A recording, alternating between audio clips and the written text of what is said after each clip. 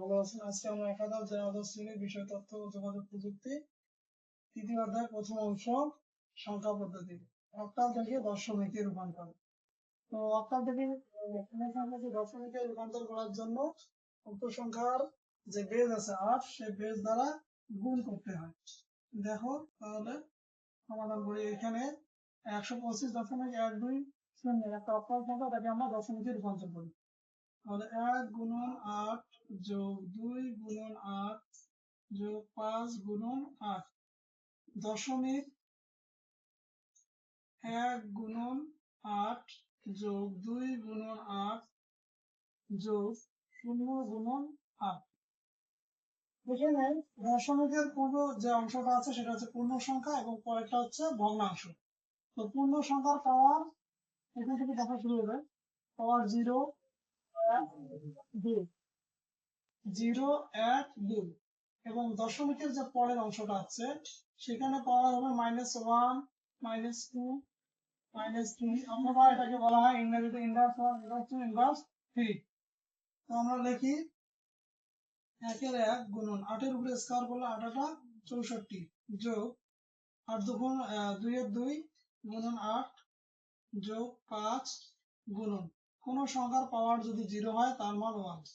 দশমিক এই 1 এর 1 গুণন 1 লেখা যায় 8 যোগ 2 গুণন লেখা যায় 1/8 এর উপর স্কয়ার এবং যে কোনো সংখ্যার সাথে শূন্য গুণ অবস্থায় থাকলে এখানে 0 লেখা যায়।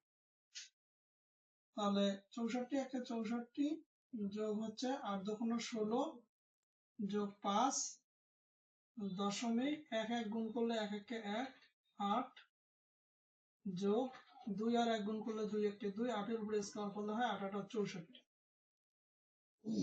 তাহলে এটা যোগ করে কত হয় 5 11 11 4 হচ্ছে 11 4 15 5 হাতে লিখি 1 হাতের 1 আর 2 2 আর 6 হচ্ছে 85 85 দশমিক। এখানে আমরা যদি লসাগু করি, লসাগু করলে দাঁড়াচ্ছে 64। তাহলে 8 দিয়ে 64 ভাগ করলে 8 8 64, তাহলে 8 1 8 2 8 আর এখানে যোগ করলে কত হয় 10 হয়। 10 ভাগ 64। তো